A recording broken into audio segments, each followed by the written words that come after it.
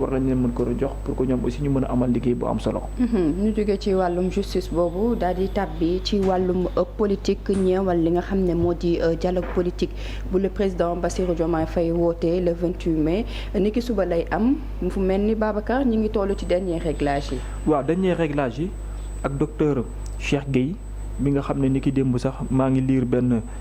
jàngat bu yaatu boo xam ne ci naataangoo yi Le Soleil di ci jaare di nuyuwaale Sala Gueye jot nañ ko amal jëmale ko ci moom di waxu humilité mais surtout sens d'écoute bi nga xam ne jëmm ji am na ko démb également à travers Le Soleil am na jàngat yu bari yoo xam ne indi na ko jëm ci wàllu mimbat bi démarche bi ba ci attente yi nga xam ne moom la ñuy xaar tukkale ko ci wàllum dialogue boobule bi ci jiitu bokk na ci woote bi nga xam ne mu ngi am seen objectif bi di njëkk mooy nan la ñuy def ba ñëpp wala ñu baree bari dans l'ensemble la majorité mën a wuy si ñëwal li nga xam moo di dialogue bi mais ca nañuy posé mën a nekk loo xam ne tam lu inclusif moom lay doon mimbat boo xam ne gu mu am la kenn ku ci ne war a mën a indi teg li nga xam mooy sa bëcc wala bëcc sab yéene wala sab gis-gis ci manière boo xam ne bu transparente moom lay nekk mais à la fin aussi lu ñu posé wala lu ñu fa teg mën a nekk loo xam ne dañ koy concrétiser parce que le problème de pas mal de personnes mooy oui y a beaucoup de dialogue comme l'a cité yéenekaay bi di Walf Quotidien mais à la fin aussi la ñuy am ci ay rapports yu ñuy produit ci ay conclusions faisabilité bi est-ce que dinañ ko topp est-ce que dinañ ko def ak loolu ba moo wane sax gis nga tey position yi nga xam ne ñenn ci politique am nañ ko donc je pense que ne tey fu mu toll nii fi ñu taxawaale ci dernier réglage yi mooy war a mën a am maanaam recensement wu parti politique yi nga xam ne dinañu ñëw ci beneen côté bi également aussi mooy joxe des assurances yoo xam ne mu ngi wane ñi nga xam ne war nañ mën a ñëw ne lii ak lii lu ñu fa mënta jëf dina nekk lu ñuy accepté wala dina nekk lu ñuy jëfe ji sens boobu noonu la ñu toll moo waral aussi nga gis ki nga xam ne moom moo di docteur Cheikh Gueye génn amal ci leeral yoo xamante ni yaatoo yaatu la mais lu ci mën a am aussi ñu bare bari attente yi ñu am mooy est-ce que réellement le président de la République dina jëfee kàddu yi nga xam ne yi mu am la mais surtout faisabilité bi nan lay amee de sorte que contestation dootul bari ci lu ñëwal ay procédure électorale faisabilité bi loolu moo nekk lu nga xam ne moo nekk njàkkare ñu ci bëri ndaxte à chaque fois dialogue dafay am mais décision yi ñu ciy jël dañuy gis ne que application bi day poser problème. waaw léegi xam nga application bi mën ñu ko juger avant l'heure.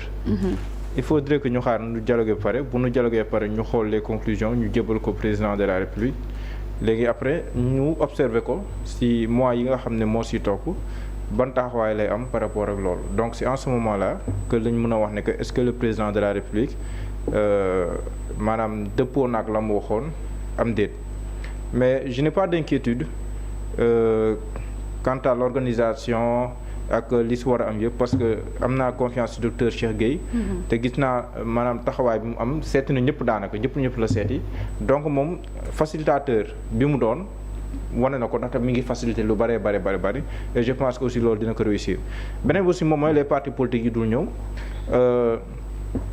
par rapport échantillon bii di tamit mën nañ jàpp ne que am na réussite si wàll woowu parce que boo wootee moom mënoo xaar ñëpp ñëw mais bu nekkee am nga un échantillon assez représentatif loolu mun ne wax ne que réussir nga ko parce que boo xoolee surtout ci opposition bi boo xoolee bu la waxee parti yi nga xam te ni ñoom dem nañ ba ñu ñaari rek lañ ci mën a lim ci yu mag yi yu demut muy APR te APR mën nga leen comprendre aussi quoi franchement APR mën nga leen comprendre parce que fii Pastef tolloon faut garder toute chose égale par ailleurs comme ni nga koy faral di waxee du benn mais fii Pastef tolloon ba ne du ma dialogué fu daanaka foofu la parti APR toll waxuma nag tollalewu ma ñaari nag dama wax ne que APR fu mu toll ni mi ngi si ay guddi kër Sénégal ay militant wala ay militant sax mun naa kaa wax ay chroniqueur am ak ñu bokk ay responsable am ñu ngi si kaso bi bu ko neexee moom mu jàngat si wàllum politique que jamono ji du jamonoy dialogue comme ni parce que jàppee woon juin 2023 dialogue yow ma. c'est normal man je me pose même cette question mais lan moo tax yeneen opposants yi demul ñiy ut ay subterfuge di ut ay contournement pour wax ne demuñu mais duñu wax ne demuñu. ils sont libres. parce que keroog maa ngi si benn kii bu nu siri yónnee. demul daal na demul président Diomaye bi mu ne secrétaire général Pastef. Toronto carrément mun na ñun demuñu. mu jeex. bu yeboo lañ fay wax ak loolu ñoom la concerné ñun loolu suñu yoon na aussi. maanaam. jarul lay ñoom ñu position tranchée affirmée assumée demuñu mais lan la mais toog fii di jéem a indi ay mbir non nen kii si lii teg naa conditions yi yow ñu wax la dialogue politique di fa indi ay mbirum homosexualité ak yeneen où est le rapport mais ni wax c'est un dëgg sujet maanaam déterminé très précis. man damay nangul opposant di nga boo kiiwul nga ne man dew ma comme Thierno Alassane Sall lu mu def. dew ma moom balaa kii sax la ne dew ma coolu fin APR ne fu mu toll ni dan maa xoj dew ma mu leer quoi mais ay non buñ paree pour waxtaanee lii ak lee ak lee ak lee yow président Diomaye woote dialogue politique. boo mënee waxtaan si wàllum politique ñu waxtaan si moom léegi bu beneen dialogue ñëwee kay ñu waxtaan si leneen dialogue sur l' économie dialogue social ak yooyu noonu même bu nekkee boobu sax mi ngi continuer ñu ngay dialogue si wàllu woowu mais je pense que loolu au moins war nañ ko royee Pastef du mu nee dew ma dafa ne carrément dew ma lu ko si fekk na fekk ko si parce que nag boo demul day am conséquence nag de. waay parce que bi mu nee dew ma gis neen ne ña demoon bokk neen waxuma ne dem bee tax ñu bokk de mais constat bi maanaam à l'arrivée ñii demoon ñëpp bokk neen parce que moom li ko si fekk après moom mooy dafa gën a tar si moom dafa gën a tar si moom looloo ko si fekk après mais après au bout bu ñu am ndam si lu mu bëggoon mais Pastef a souffert assumer na les conséquences de taxawaay bu amoon si wàllum politique noonu la da ngay jël ay choix nga assumer ko mu leer mu am clarté xam nga clarté si jeu politique dafa baax ñu xam ne Babacar Kébé lii mooy position si wàllum politique lii mooy taxawaayam ku ko si fekk si nga xam ne lii mooy taxawaay Babacar Kébé loolu clarté boobu dafa baax mais ni koo xam ne ni yow xamuñu foo féeti xamuñu fan la lay féeti te xamuñu ndax yenn saa yi pouvoir la lay féeti lay xamuñu ndax si opposition bi xamuñu ndax noonu na la ñee nga maanaam kenn xamul sax bu la bëggee fekk fenn fu mu lay bu la bëggee seeti fu mu lay fekk mais loolu nan ngay mën a récolter ay voix parce que yow sénégalais bi war a dem voter ji maa ngi nuyu docteur Khadim Bamba Diagne bindoon na comment voter les sénégalais day soxla lu leer nañ si boppam balaa muy dem di voter bu xam ne su ma voté ak Babacar Kébé mii Babacar Kébé laa voté même bu nekk yenn saa ñu ndax ko comme Idrissa Seck par exemple en 2019 bën nañu ko voté loon yaakaar ne opposant lañu voté mais ndekete Macky Sall leen voté te yëguñu mais après loolu moom il a été sanctionné Idrissa Seck il a été sanctionné. Après di nga gis la réaction des personnes yi la voté. waaw il a été sanctionné à Thiès bureau de vote sax mënut ko fa gagné. Idrissa Seck at nu mu. le puissant Idrissa Seck. à Thiès. bureau de vote sax mënut ko fa gagné. parce que en réalité ñi ko voté dañoo yaakaaroon Idrissa Seck leen voté ndeke Macky Sall leen voté te yëguñu ko. pour dire que yooyu dañoo soxla clarté. dans les choix ak précision dans les choix. dew ma dialogue du ma dialogue ak ñii. nga xam ne dañuy noot askan bu la neex nga wax loolu du ma dialogue at nii nga xam ne dañuy dàq ay liggéeykat bu la neex nga wax loolu mais di teg ay kii yooyu noonu donc je pense que loolu du clarté du choix boo xam ne am na wala nga def ni Barthélémy Dias moom woote na suba mais bu nekkee woote bi le 28 bi pour man nekkul woon date bu parce que pour mu réussir ko il faut que mu mën a suul dialogue bi te góob mën a fili laa am na les moyens mën a suul dialogue bi très sincèrement góob mën a politiquement am na moyen politique pour mën a suul dialogue bi parce que loolu pour nga mën koo def pour nga mën a défier bon défiance pas au sens kii mais défier si wàllum politique laay waxee défiance au sens politique pour nga mënoon défier le dialogue il fallait que yow nga am doole bon da koy contrebalance boo xam ne ni kat yow amaana sax yow yaay ëpp audience président bu wootee mais amoo garantie boobu xam nga ne fu Sonko toog nii rek si public bi loolu ñu bëri du nga fa bàyyi di dem kii si même jour bi loolu noonu ce serait un pari très risqué bu nekkoon am na les moyens politiques nag pour mën a contrecarrer le dialogue pour mën a wax dëgg yàlla indi attirer attention bi yëpp si moom muur dialogue bi bu nekkoon loolu ce serait politiquement un bon choix parce que day wane ne que moom mooy doon incarner l'opposition au régime bi fi nekk jamono jii nii day wane ne que pourquoi il a choisi la date du 28 non mun nam c'est pour ça xam nga saa yi nii ñu ngi wax si moom ñu ngi wax le 28 ñu ngi naan la moo tax mu tànn le 28 bi pour mën koo def mais je pense que à l'arrivée aussi résultat bi nga xam te moom la si woon amagul les moyens politiques pour ko mun a man à sa place j'aurais choisi un autre jour pourquoi pas dem Dakar Arena après pour man la meilleure façon de défier Ousmane Sonko jamono ji mooy dem Dakar Arena waaw Arena du fa la Sonko mobilisé woon feesal ko mais da nga koy waaj nga dem Dakar Arena man de gëm naa ne bu soxlaa Dakar Arena daam bu jóg koy jox man loolu gëm naa ko dem Dakar Arena bu feesalee Dakar Arena nag loolu noonu signal fort lay nekk dañ xam ne ndekete baat mi kat. su demoon Dakar Arena am na lu mu téye pour man looloo nekkoon mbir mi mais comme choisir na li demain on va observer ba xam lan lay def mais déjà yaa ngi gis la première adjointe au maire fi mu toll moom mooy gérer intérim bi. moom elle est du côté de Khalifa Sall va au dialogue. moom il ne va pas au dialogue donc loolu tam day joxe benn indication par rapport li war a xew mairie de Dakar parce que moom.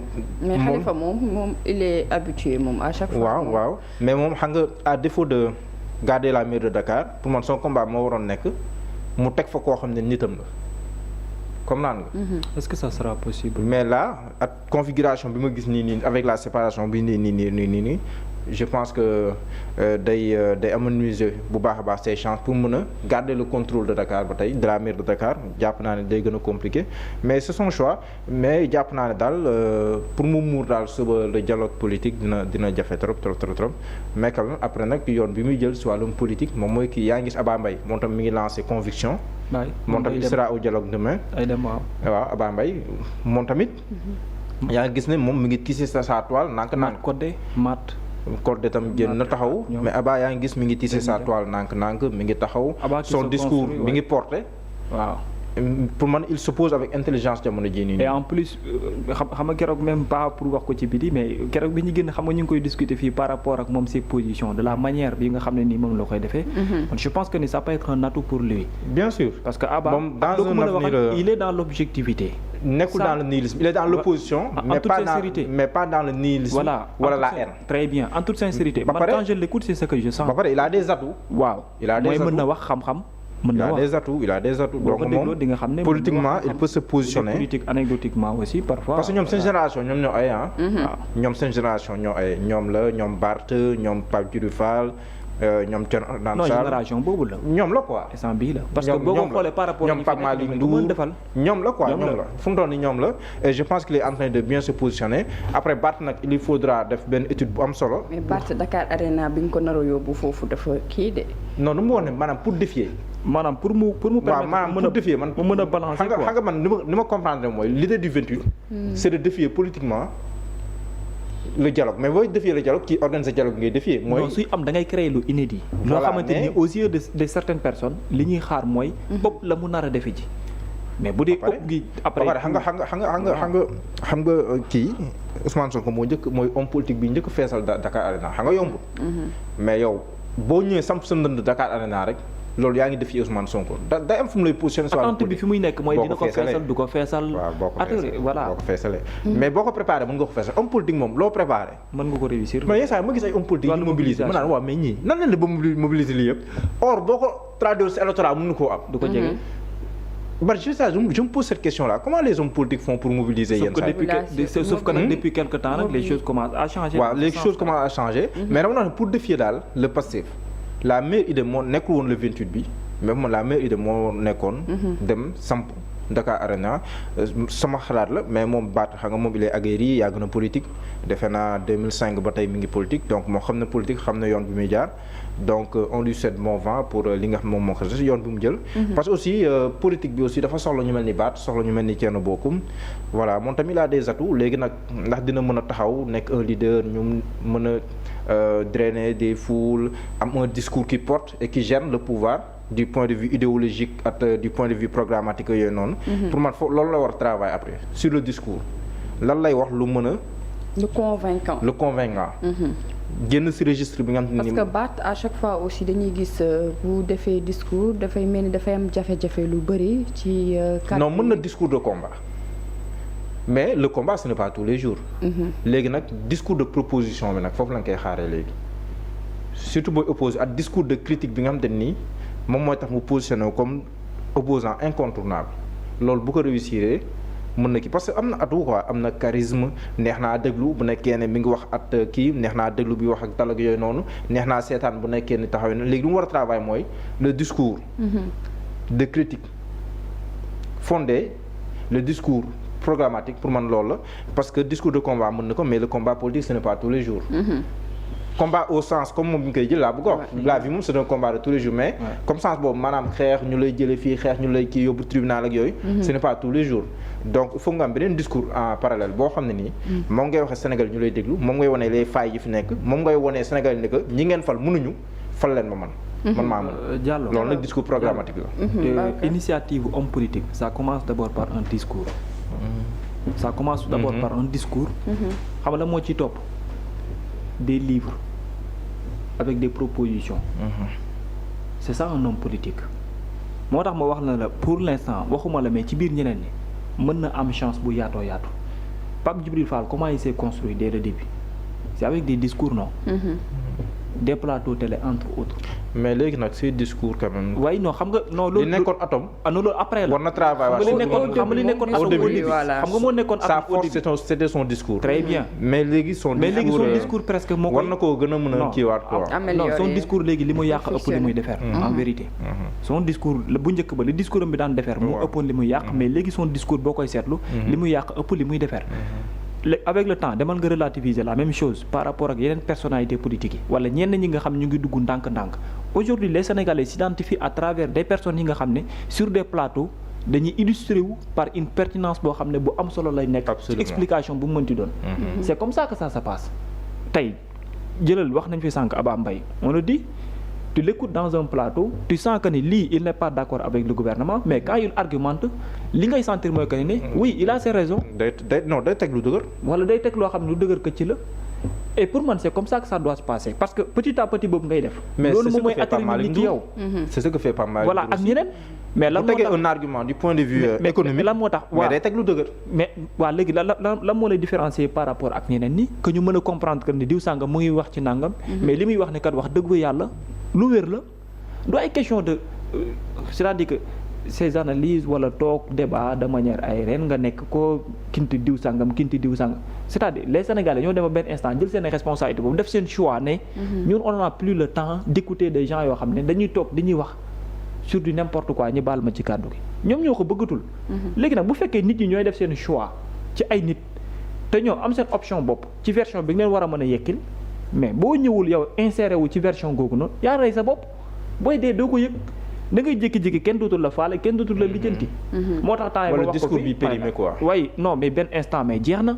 yow mën ngaa nekk ci ab réew. dans l'espace public les mêmes discours qui reviennent les mêmes mots qui reviennent. non mais après Mohamed su ma nekkee ci espace public durant 10 ans ma lay déglu ci biir 10 ans yëpp presque chaque fois nga yëkkati kàddu maa ngi xaar tel mot ak tel mot mais bu yàggee lu ma lay déglooti ça va me servir à quoi exactement. absolument rien du tout ñii ak loo leen mën a waxal leur leader Ousmane Sonko il a commencé par quoi. à travers des mots la njëkkee di contester par la suite y a quoi il y a un livre en ce moment là ñu bare xaaruñu woon que ne war na mën a yegg si fii président Macky Sall xool ko bu baax am une contestation sérieuse avec une position boo xam ne bu catégorique la ak patron am ci politique ci moment boobu noonu qu'est-ce qu'il a fait wàcc sur le terrain parce que c'est ce que ça demandait en 2011 wàcc sur le terrain il a fait lu benn homme politique defuloon à l'époque parce que moment boobu ñëpp a ngi woon fii ci loo xam ne Sénégal yi tàmmoon nañ ko depuis des années mu mënee benn lutte politiquement après fan la ko indi en 2012 par la grande surprise mu ñëw gagné déjà modèle boobu rek waroon na mën a convaincre ñu baree bari pour ñu comprendre ko te avant président Macky Sall il a fait pas mal de plateaux télévisés yu bare yu mu def pour s'expliquer wax lii ak lii mooy sama objectif wàcc sur le terrain. jëf président Macky Sall. président Macky Sall fàttaliku ce plateau de 31 décembre. moom laay wax. ak Pape Alé Niang ak Momar Diong. way te pour la petite histoire ñoom ñaar ñëpp fu mu doon ay DG lañ ko. voilà yaa ngi xool Pape Alé Niang était Momar Diong APS. que la nekk APS mais c'est comme ça que ça doit marcher homme politique fii laa toog fii wax ko. ñu yaakaar ne yow ni ñuy bokkee plateau nii ëllëg maa yow. nga nekk DG yow nekk DG fii de. parce que yow foo jëm après. bàyyi ma làkku rek. non yow fédération Sénégal foofu faut jël ko quoi. bàyyi ma làkku rek. mais ça se construit dans le temps quoi. ça se construit dans le temps. dans l'objectivité. comme li nga doon wax rek. politique du eenante dañu war a defaraat aussi seen base yi parce que il ne suffit pas seulement de faire politique soo ko defee en wala yenn ni waaw xam nga moo tax mu bëggoon ci wàllum dialogue nga service da nga koy jàng nangul ko lim mën ba pare sur 2 tableaux nangul ko lim mën ses qualités da nga koy jàng sur ses qualités nga xam ne lii mooy ay qualité mooy forum voilà léegi boo xamee forum ba tayal ko fee ne après jàng faiblesse de facto da ngay gisaale les failles waaw facile léegi nga bàyyi fa ay qualité am jël ci faille exploité ko bu nekkee ne mbëru wet la mbër bu mën a mbot la nga jàngi ni ñuy bëri bul ko jëlee wet parce que boo ko jëlee wet da lay mbot da ngay fexe ubbi beneen bunt si beneen wàll see faayam mais bu nekkee mbëru wet la saa soo ñëwee si wetam mu mbot la nga bëgg a ñëwaat côté boobu noonu bu ko xeexee foofu boo ñëwaatee mu mbot la chaque jour ci nermeel loolu la mooy foog nga am ñaari tableau yi mais ñii nag ba leen doon lëkkale ci wàllum kii ses atouts làmb ay mbëru galgal lañ ak ses faiblesses léegi nag nga jaar seen faiblesse yi nag pour mun koo kii mais loolu recul la travail bu lucide nga war a def pour mën loolu mais boo deful loolu après dafay jafe pour nga mën a mbëru galgal lañ jongante mbëru galgal lañ de ama galgal ci làmb nit ki da nga koy galgal ngeen benn jëm kaw ñu naan est-ce que dina ko daan dina daanoon daan da ngay jékki-jékki sa bopp bi suulu mburu galgal alors Pape Malick Ndour moom il faut nga organiser aussi benn débat ci wàllum économie nga boole kaak kenn ci Pastef parce que loolu aussi c'est important ci économie Pape Malick Ndour la. yow li ngay wax ni da ngaa yaakaar ne traversé suñu bopp. traversé suñu bopp mais li ma wax bëgguma ko wax parce que comme c'était une discussion privée. waxtaan nañ si am na nu ma mais mënuma ko wax quoi parce que c'était une discussion privée te autorisé wu moom ma wax ko daal. wàllum économie mais daal li ma mën a wax daal mooy baaxul ma mu dool fu mu toll nii daal. fi mu samp daal fu mu toll nii. jàpp ma ne débat fu mu toll nii. débat du kii de. mën na koo def nag mën na mais jàpp ma ne. avec le temps peut-être. sauf situation exceptionnelle 3 avril.